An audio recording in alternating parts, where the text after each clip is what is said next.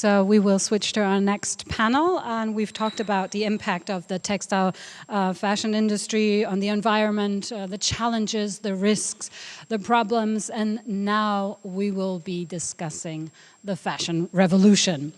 So let's challenge fashion. We want to know what's already happening and what is there to be done in the future. The organic, fair, sustainable, yeah, there it is, organic, fair, sustainable, and water-saving. Why responsible fashion will be the next big thing. So we will be hearing a lot of different perspectives. So like we always try to make it interesting. We have an innovative brand. We'll hear fashion designers, producers, as well as the eco shop's perspective. So please come forward, Ali, Anna, and Hannah.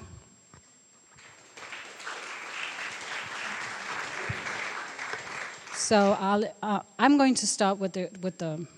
No, I'm going to introduce the panel because, you know, we want to know who's here. So in the white, beautiful suit, Hannah, you're a visionary, innovator, and strategic expert. You can share some insights on circularity from your eco shop's point of view. And Silfir, that's her eco shop, Silfir, and she has an online startup, and she's the founder of Silfir. Welcome, Hannah Kromminga.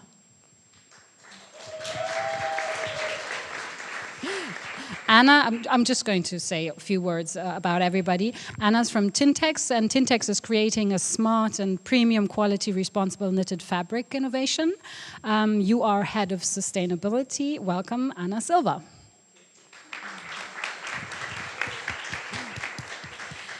Well, Ali, your brand is the first one in the world that is creating a water-giving wardrobe. That's how you say it. And you're a founding member of the Drip by Drip and a founder of Blue Ben. Welcome, Ali Azimi.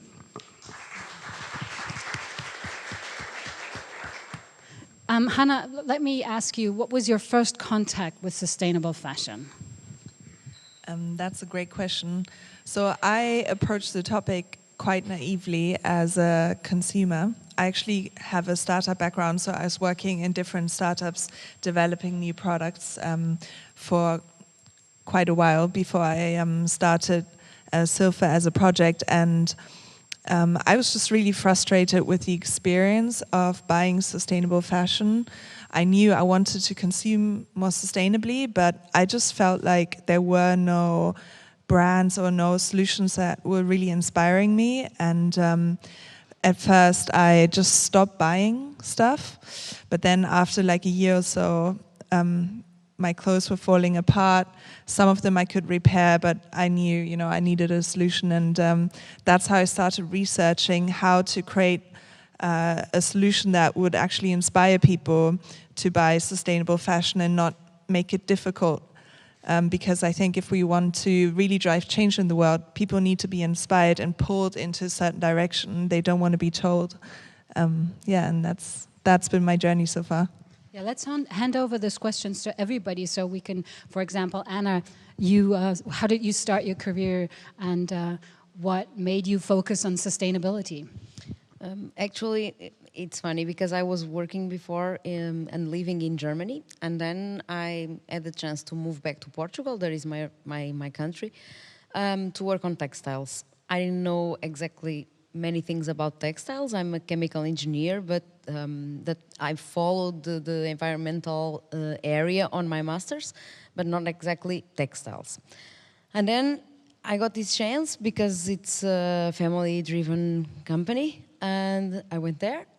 And during the first year, I've made a lot of contact with different departments, so production, sales, and so on. And I started to realize that that company was making a lot of great stuff. And we started to look into sustainability deeply and in a more formal way and organized way. That was my first contact, let's say. So the first year was a lot of implementing some basic rules, because actually textiles in Portugal is a very traditional industry, and I just started from luck, I think. So it happened.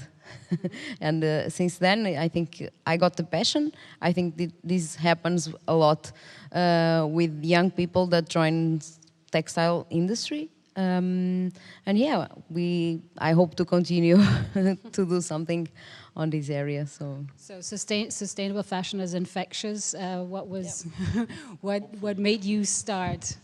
Actually, I never were touched by any sustainable topics or fashion at all. I worked for Zara 7 years as a day jobber, so I was part of the dark side.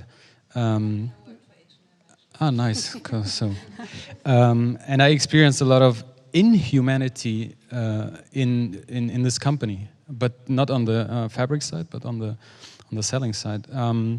But it didn't inspire me to do anything. I watched Netflix film, actually, The True Cost, and where I experienced the fact of cotton producing countries wasting so much water, and then I just researched it. So I haven't any background. I have not any background in fashion textile or something. So it's more like I wanted to find a solution to a problem and to try to solve it in an interesting way. That's all. So I'm not even a fashion guy.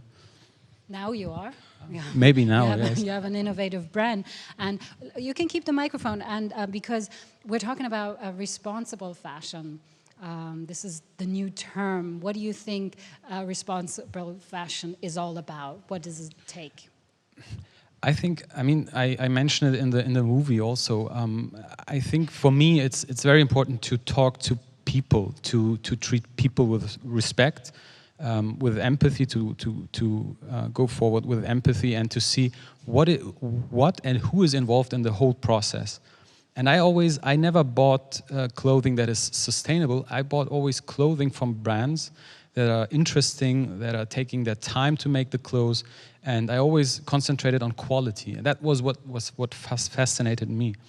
And I think responsibility is also a term that it is taken, it's not given. So I think in the future we will see more and more brands coming. We're taking the responsibility, as Silfir is Silfir is doing it right now, and so many other brands. For me, it's just to take this responsibility in all the process, in the total process, from consumer, from the factory owners to the factory workers to the consumer at the end. And you traveled to Bangladesh. What were your most interesting findings? Of course, the people, the culture. It's not so different than my heritage, but it was tough to experience a country that is deeply poor, not in the hearts, not in the minds of the people, but you see it daily on the streets. It's noisy, it's dirty, at least from my perspective, due to respect. But it was tough. It was really tough for me. And also one thing was really hard to accept was the recycling of the plastic bottles in the country, because they recycle it and then they ship it to China probably, or India, to make garments. And it was horrible to see or to experience these areas. And that was one thing that was really shocking. But at the end, the people who were there welcomed us really warm, and they were. I was touched by them because I saw them more when we drove to the south. We experienced more people who are farming and living out of those kinds of work, and not in Dhaka. Like in Dhaka, they are only working in factories and so on, so forth. And those people in the south were totally different. It was totally different, and I thought, why don't they have the choice to do it like the people in the south, instead of going to a factory? Because many are dependent on the factory work. It's not a choice for them. They have to go to the factories in the cities because there is nothing else, and that was also very, very shocking. And now you've created your own fabric. What were you struggling with? I am not an engineer too, so I had no knowledge at all. I just researched everything, and I had to start from the beginning. And that's why I approached people who know about those things. Anna, for example, Tintex is one of them. And the struggle was to find a solution that is not based on cotton, because almost everything is based on cotton or on polyester. And that was really hard. It took us 17 months to find the final solution, but still it's not finished. So we are still working on other fibers and fabrics. And we're always talking about water is an issue.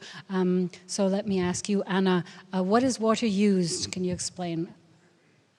In the textile industry, you know, manufacturing.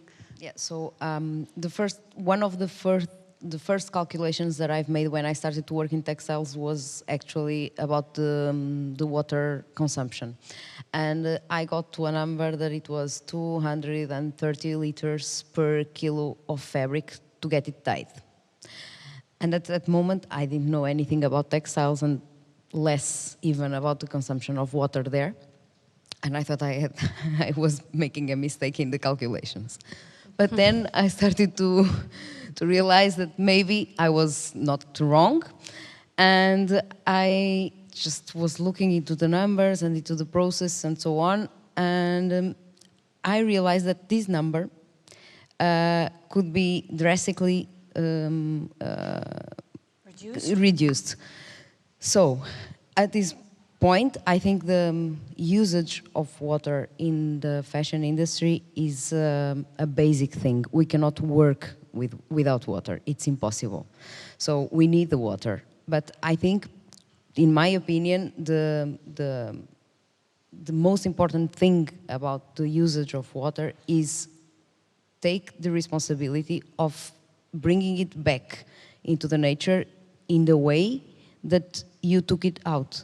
Because the problem is not the huge amount of usage, is what you do after you use this water, because you discharge the water polluted into the nature again, and this is the problem. And I think technology is evolving, because in Portugal, for example, we have a lot of different laws regarding the usage of water, the discharging and so on. And if you follow these rules, you are not polluting that much. So you can go even beyond the law, but if you follow at least these rules, it's already a big thing. And I think if we can do it in Portugal and in Europe, we can also do it in other countries. It's just a question of passion, because it takes a lot of money, that's true. So, but if you think that you will not have any more water to work, and then the money will be an issue also, I think if you start thinking that way, is the way of change. So what does it take to produce those better fibers, those better materials? So I think more than using just organic cotton or other kinds of materials, you need to understand, and you need education on that. Because as you told before, if you go to a store and you cannot be clarified about what fiber is this, why should somebody care about doing better materials if in the end nobody will know about it? And it's not going to make you change your mind, you that are buying, because you don't know. How can you solve an issue if you don't know that there is an issue?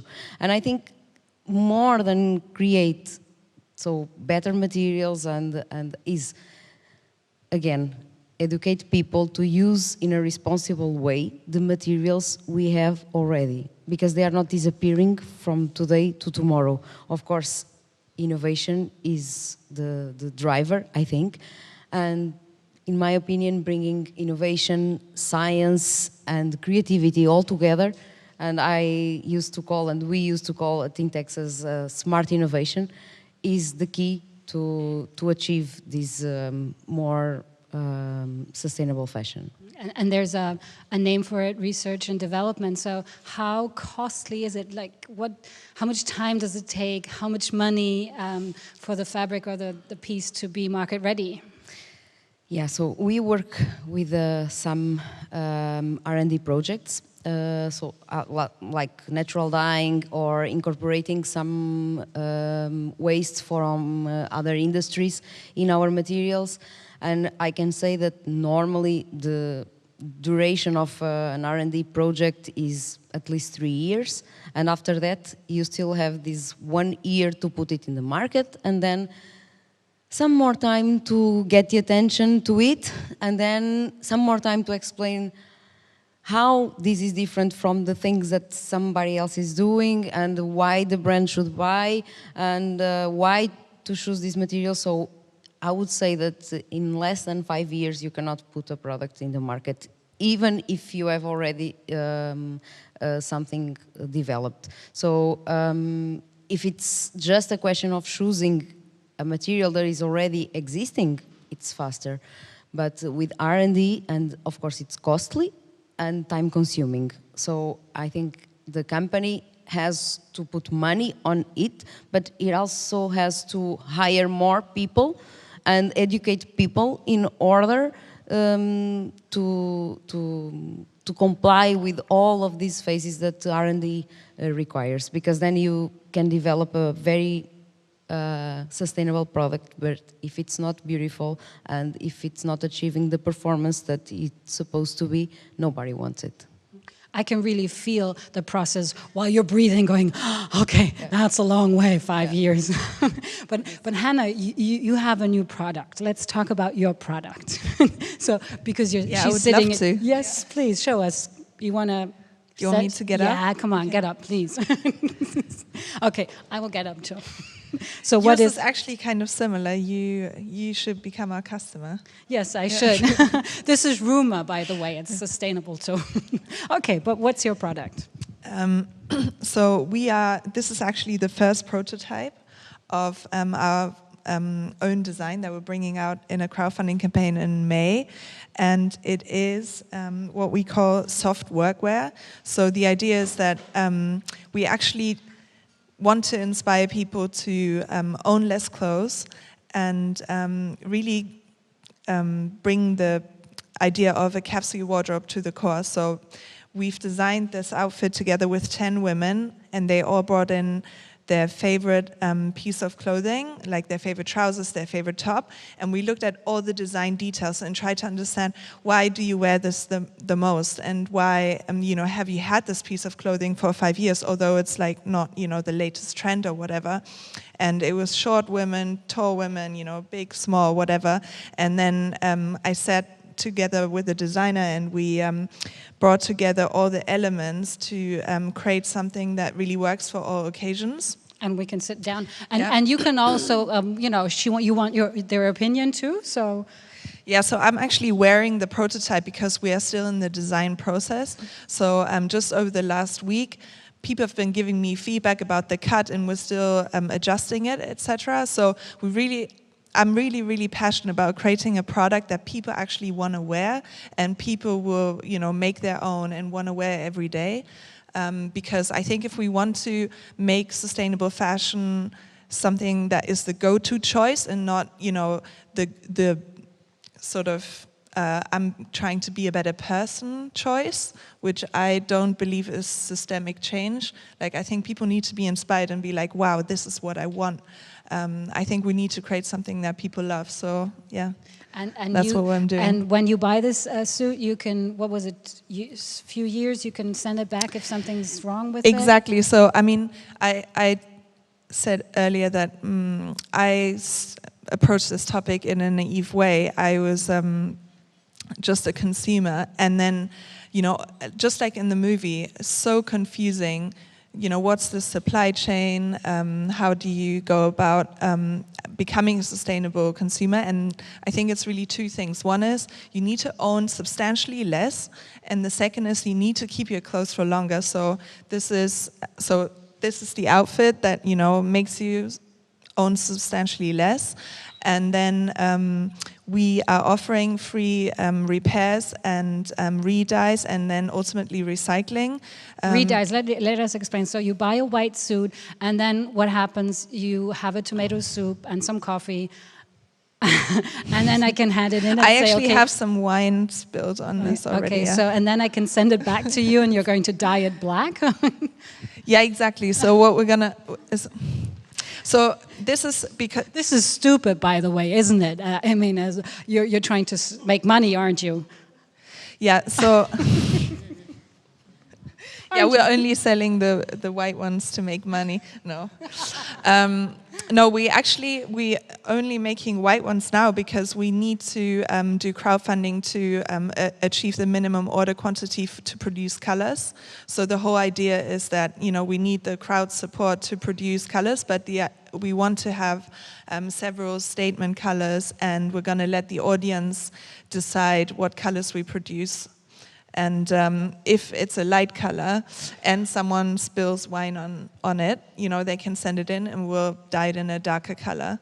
So just really making sustainability fun and effortless. Yeah, that's your mission, or how that's my mission. Yeah, I want people to own less and keep their clothes for longer and be happier for it. Yeah. Okay, let's applaud for that. Okay, maybe Ali, we can talk about your product too. Can you take the microphone? Suggestion: if you want people to buy less, just raise the prices. Again, Raise your prices. If you raise them, more and more people will think of if they really need it. So this is a good way to also work on it. So I think that this is a really, really important topic. I speak to people who claim to be sustainable consumers, and they still don't want to buy a T-shirt that costs more than 20 euros. And I feel like that it's just, we've been brainwashed into believing that clothing is something that you buy and throw away. It's like, it's a bit as if we were just eating with plastic forks, It's crazy. And we need to really re-educate the consumers. My personal strategy is to do a direct retail model so that we can actually decrease the price but still offer high quality, because I think we need to just compromise in some ways until we achieved re-education. And let me give you this keyword, circularity. So we could go on the topic if you want. Yeah, so we've actually designed this soft workwear uniform with our partner Circular Fashion, and they specialize in creating a cradle-to-cradle system for fashion. And part of what we've done is actually selected all elements of the outfit to be biodegradable, so even the buttons and the yarn, you might not know, but lots of clothing that is even, like cotton or whatever, is actually sewn together with polyester yarn, so every element is biodegradable. And we're going to offer a recycling service for, afterlife of the garments, and and the goal, the solution that we're working on is that we're going to create some new yarn from it and make it into sweaters that people can then buy. So really help people create this zero waste lifestyle that I think is what we need, to save the world. This is key. It's too bad that Vreni isn't here. She's sick. I read on her blog that she took a cradle-to-cradle T-shirt and she went to her grandmother's house and she put it in her garden. And I really want to know what happened. So we have to contact her and see what really happens with the T-shirt. Do you have any experiences in that? Somebody? No, actually not. But I saw that she did it, and I think it's interesting. Interesting. Can you hand over the microphone? Also, because we were talking about this earlier, so because Claire Press, who I really like, she says, how can we, we've come from Sunday's fashion, Quatsch, yeah. I love her title, and I wanted to tell it, because how can we reverse? Consumers went from Sunday's best to fast fashion, and now we need to reverse. How can we do that? I think it's a huge topic, and also really, I think it takes time. I don't really know, other than just to talk about it in such events and to spread the word about fashion.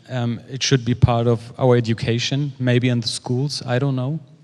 As food should be also educated in schools, but I think it will take a long time to turn it back, because it took us 30 years, 40 years to experience fast fashion, and we grow up with fast fashion. I still have a lot of fast fashion items in my closet, so I'm also... What do you do with it? You just wear it till it... Yeah, of course. I try to take care of those I have, and they are still living, so yeah, sure. I will wear them till they are vaporized, I don't know.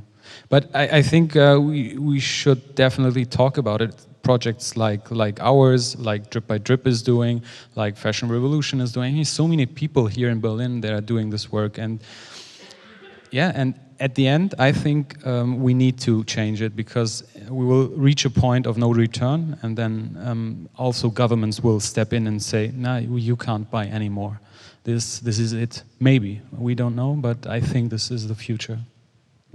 Okay. You want to comment? Yeah, I agree with Ali. I think we need to educate people. This is the most important thing, and you need to start from the childhood, not from the university perspective, because if I go back to my home and to my friends and so on, and I ask them about fashion or sustainable fashion, they say, "What? What is this?" So, and they are always, and they went always to the university, to school, and so on, but they still don't know, because if you are not getting involved in the topic, you don't know. You go around and you ask, and nobody knows. So it has to start at some point, and I think going back to childhood, to schools, primary schools, and kindergarten, and so on, it's very important. Yeah, so. That's true. I'm having this conversation with my daughter all the time. It's a tough one, because, yeah, she says sustainable fashion is for really, really rich people. That's what she says, and yeah, but I try to tell her not to wear so many things. You know, you need one pair of jeans and a few T-shirts. But this is your opportunity. If you have any questions, raise your hands, because we're approaching the final minutes. Okay, there's one in the back, a microphone. That's all right. Oh yeah, I can hear you. What does responsible fashion mean in practical terms? And so, for example, how many pairs of jeans should I have? And how many T-shirts should I have? And how often should I buy new ones? I'm interested in what you guys have. Who wants to comment on that? I mean, jeans were made for workers. They were supposed to last a lifetime, right? Denim. So, who wants to answer? I can. Yeah, you go ahead. Okay, so the question was how many pairs of jeans I have? No, not exactly. No, but how many do you have? You should. how many? Well, What's responsible?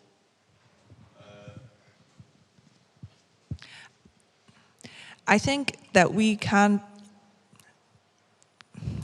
Okay, so it's a very good question. I think we can't implement positive change by making up rules.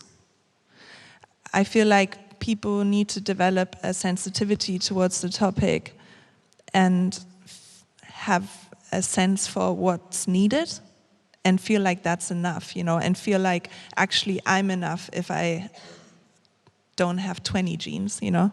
I'm actually happier if I have less. And it's actually kind of cool if I keep things for longer. And yeah, I feel like every person has the responsibility to come up with their own way of going about things. And we should respect each other for the choices we make as well. Nice one. Another question? And you should know who make your jeans. That's responsible for me. Yeah. Great, I love it. I respect you for that. It's great.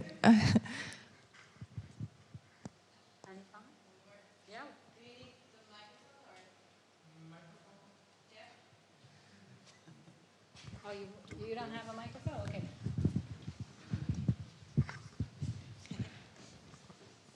Thank you for coming in the front. What do you think is the role of large players like H&M and Zara in the future, will they own responsible fashion because using biodegradable fabrics and organic cotton, or is the future going to be owned by small startups like you? Like where do consumers, the majority of consumers, will purchase their fashion in the future?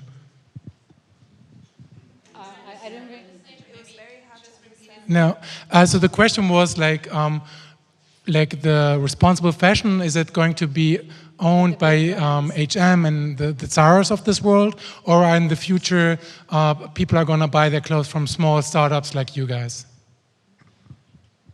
What do you think?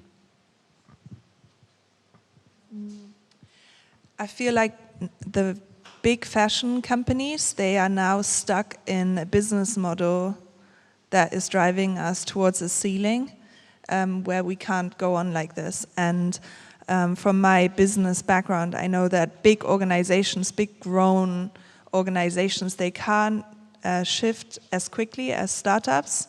I think that's why innovation always has to come out of startups, out of new projects that can then hopefully inspire a systematic change over time.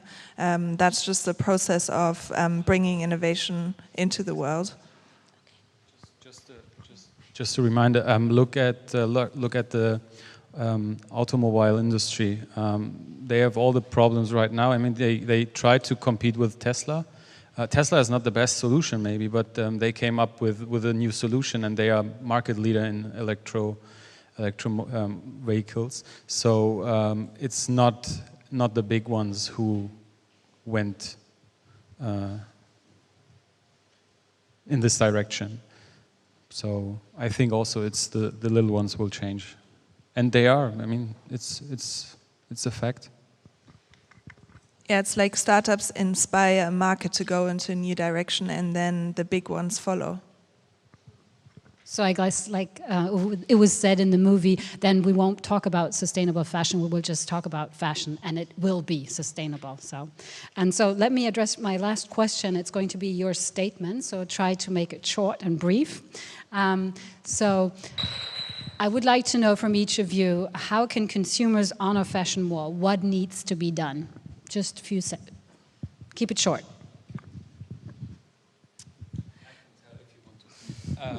Tell the story. If you're a brand, tell the story of what you're doing. Just be honest with what you're doing. Do it with empathy, and that's it. That's mainly it. Yeah, to me, traceability is the word that will change the consumer behavior. Because I think that when you start to look into clothes as you look into your food, for example, you will change your behavior in terms of consumption as we are changing in terms of the food. So I think traceability to me is the word.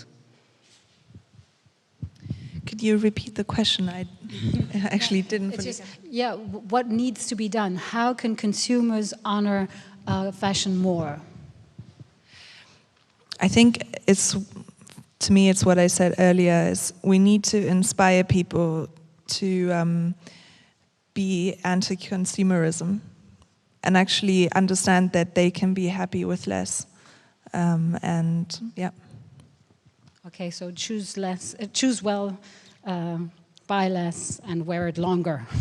Yeah, like she said. Yeah. Okay, so, well, let me wrap this up. We have learned about new materials and new processes, how investments in research and development are necessary and needed. And we heard some statements on how consumers, can honor fashion more.